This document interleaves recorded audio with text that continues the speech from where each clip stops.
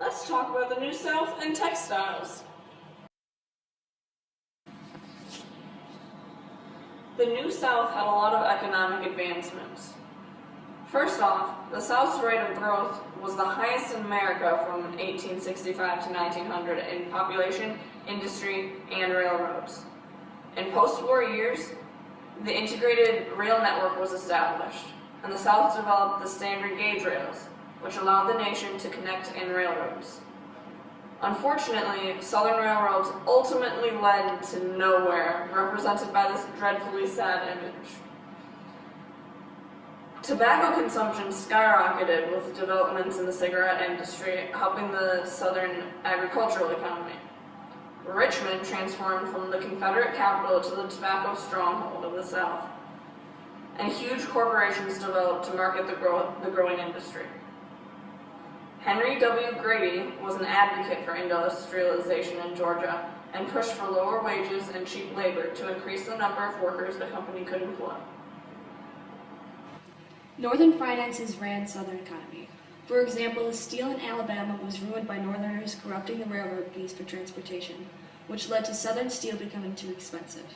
Southern industries had to pay exuberant fees for railroad shipping, from which Northern companies were exempt. The South couldn't argue because they couldn't form their own railroads. Despite the exponential growth in Southern economy, it was still not very industrial in comparison to other regions of the U.S. The South was so far behind other regions that their progress still left them in the dust. The industrialization of steel in Alabama led to very little success, despite their attempts to effectively market their goods. The sharecropping system that ran the Southern economy meant the poor stayed poor. Because they could not pay off their debt, they were stuck in a cycle of poverty.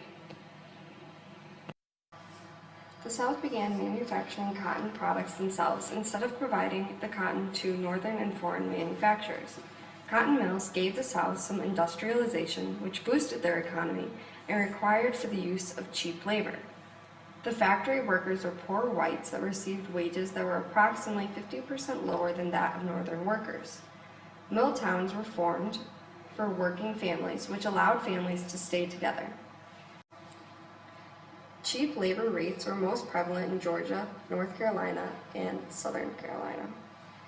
The South overtook New England as chief producers in textiles. By 1900, the South had 400 cotton mills.